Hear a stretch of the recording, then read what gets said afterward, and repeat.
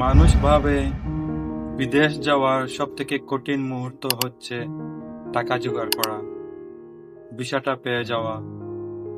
আবার কেউ কেউ ভাবে এজেন্সি টাকাটা জোগাড় করাটাই বড় যুদ্ধ।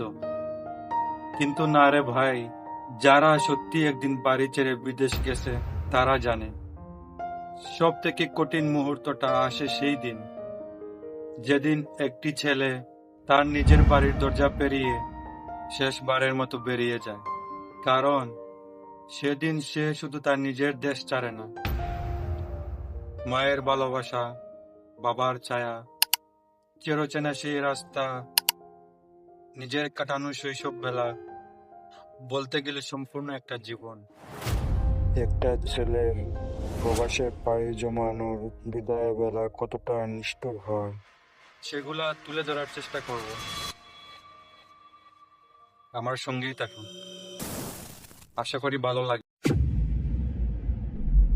শেষ রাতের নীরবতা বুঝিয়ে দিচ্ছে বিদায়ের মুহূর্তটা খুব কাছে। সব কিছু প্রস্তুত, পাসপোর্ট, জরুরি কাগজপত্র, টাকা পয়সা, কাপড় চোপড়, প্রয়োজনীয় যা সবকিছু। কিন্তু বাড়ির ভিতরে অদ্ভুত এক নীরবতা থাকে, যেন সবাই স্বাভাবিক থাকার চেষ্টা করতেছে, কিন্তু কেউই স্বাভাবিক থাকতে পারে না। মা বারবার এসে জিজ্ঞেস করছে, আর কিছু লাগবে না তো বাবা? সব নিয়েছো তো? মনে করে, আর হে, ওষুধগুলা নিয়েছো তো? কিন্তু সেই ছেলেটা বুঝতে পারছিল মা আসলে কিছু জিজ্ঞাসা করতেছেন না। তিনি শুধু আর একটু সময় ছেলের পাশে থাকতে চাইছেন। ওইদিকে বাবা বারান্দায় বসে আছেন, হাতে চায়ের কাপ, একদম চুপচাপ। হাতের চাটাও ঠান্ডা হয়ে যাচ্ছে, সেদিকে কোনো কুচ নাই। কারণ আজ তার মাথার ভিতরে হাজারটা চিন্তা। যে ছেলেটাকে তিনি ছোটবেলা থেকে হাতে ধরে স্কুলে নিয়ে গেছেন, সেই ছেলেটাই কাল অন্য দেশে চলে যাবে। আর সেই রাত একই বাড়িতে সবাই জেগেছিল, কিন্তু কেউ কাউকে বলতে পারেনি আমার খুব কষ্ট হচ্ছে। আর তার সাথে মায়ের লুকানো কান্না তো আছেই। ভোরের আজাদ, আকাশে একটু একটু আলো, নতুন একটা সকাল। কিন্তু এই সকালের ভিতর একটা বিচ্ছেদের গল্প লুকিয়েছিল। মা রান্নাঘরে ব্যস্ত, তিনি তার ছেলের প্রিয় নাস্তা বানাচ্ছেন। বারবার নিজের শাড়ির আঁচল দিয়ে মুখটা মুছে নিচ্ছিলেন, যেন কেউ না দেখে। কারণ মারা কাঁদতে চাইলেও সবার সামনে কাঁদতে পারে না। হঠাৎ তিনি বলে উঠলেন, বিদেশ গিয়ে নিজের যত্ন রেখো, ঠিকমতো খাওয়া দাওয়া করো, সবকিছুর আগে নিজের খেয়াল রাখো, আর মায়ের সাথে সবসময় কথা বলবা সময় করে। দুশ্চিন্তা করে খাওয়া দাওয়া ঠিক মতো না করে আবার অসুস্থ হয়ে যায়। এই কথাগুলো হয়তো খুব সাধারণ ছিল, কিন্তু একজন মায়ের ভাষায় এটাই ছিল তার হৃদয়ের সমস্ত ভালোবাসা। এই ভাষাটাই ছিল তার আবেগ আর দোয়া। এটাই ছিল তার না বলা কথা, বাবা আমি তোমাকে খুব ভালোবাসি, তোমাকে ছাড়া থাকতে আমার কষ্ট হয়, মাকে ভুলে যেও না। মার কথা মনে হলে মাকে একটা কল দি। আবার ওইদিকে বাবার নীরব যুদ্ধ। বাবারা সাধারণত খুব কম কথা বলেন, তারা কাঁদলেও চোখের পানি লুকিয়ে ফেলে। কারণ সমাজ তাদের শিখিয়েছে পুরুষ মানুষ কাঁদে না। বাবা নিজেকে স্বাভাবিক দেখানোর চেষ্টা করছিলেন, বারবার বলছিলেন, জরুরি সব কাগজপত্র নিয়েছিস তো? ভুলে যাস না কিন্তু আবার। পাসপোর্ট ঠিক আছে তো? ভিসা ঠিক আছে তো? ওদের সাথে তোর কথা হয়েছে? কি বলে? কোনো সমস্যা হবে না তো? আর টাকাটা খেয়াল করে রাখিস, যেন পরে না যায়। এই কথাগুলা আড়ালে লুকিয়েছিল একটা বাবার ভয়, যে ভয় তিনি কাউকে কখনো বলেননি। কারণ আজ থেকে তার ছেলে আর প্রতিদিন তার সামনে থাকবে না। আর হয়তো অনেক ঈদ, অনেক পরিবারের অনুষ্ঠান, জন্মদিন, পারিবারিক বিশেষ মুহূর্তগুলি ছেলেটাকে ছাড়াই কেটে যাবে।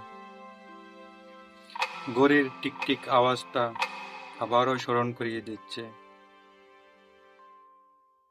তোমার সময় শেষ। শেষ মুহূর্তের বিদায় বলাটা একজন প্রবাসী কখনো ভুলতে পারে না।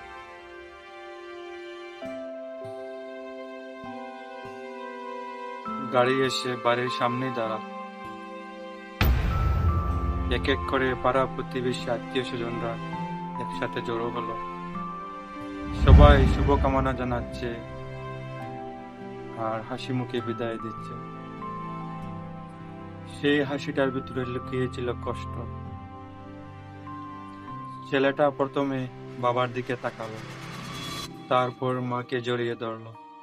মা নিজেকে ধরে রাখতে আর পারলেন না, তিনি কাঁদছিলেন। সেই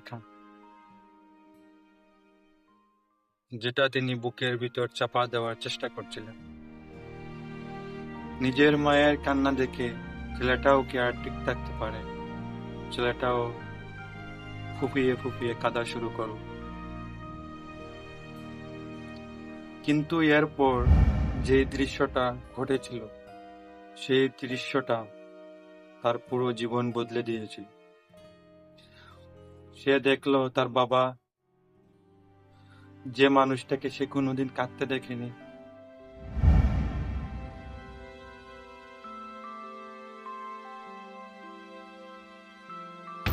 সেই মানুষটা চুপচাপ অন্যদিকে মুখ ফিরিয়ে দাঁড়িয়ে আছে আর খুব আস্তে নিজের মুখ মুছে নিচ্ছেন। কেউ দেখুক সেটা তিনি চাননি, কিন্তু একজন সন্তান বাবার সেই নীরব কান্না ঠিকই দেখে ফেলে। আর ঠিক সেই মুহূর্তে ছেলেটা বুঝে গেল বাবারাও কাঁদে, শুধু তারা কাউকে দেখতে দেয় না, বুঝতেও দেয় না।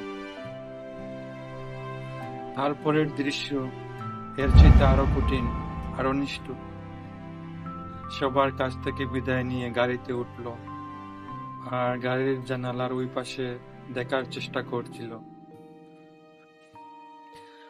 গাড়ি ধীরে ধীরে চলতে শুরু করলো। বাবা মা, পরিবারের সবাই এখনো ঠিক ওই জায়গায় দাঁড়িয়ে আছেন।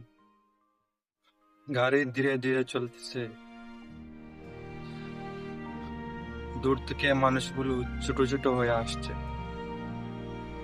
আর জানালার পাশে বসে থাকা ছেলেটা হঠাৎ অনুভব করতে শুরু করলো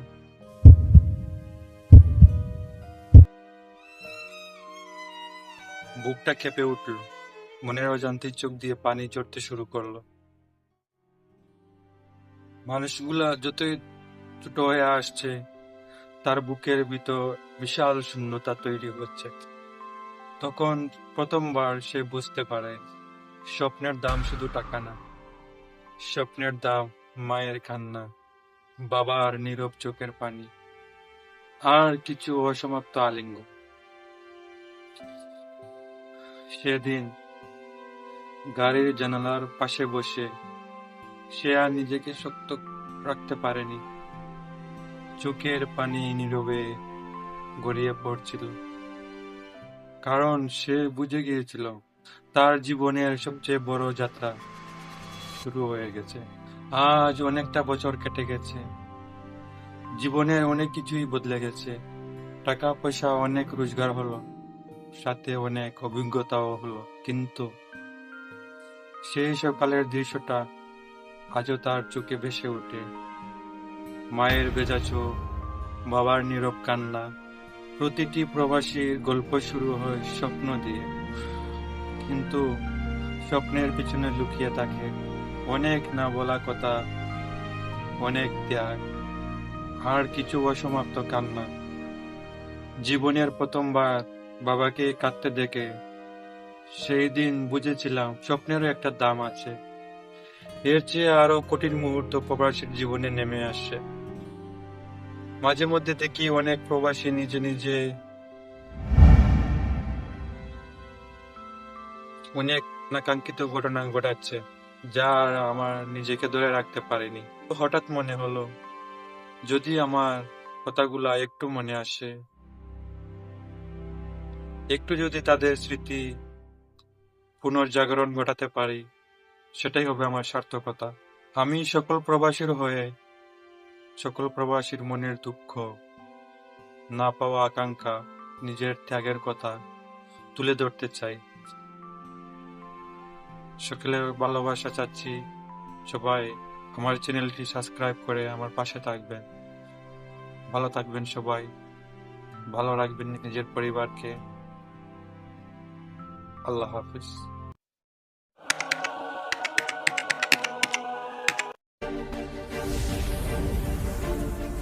Subscribe now and be part of the journey.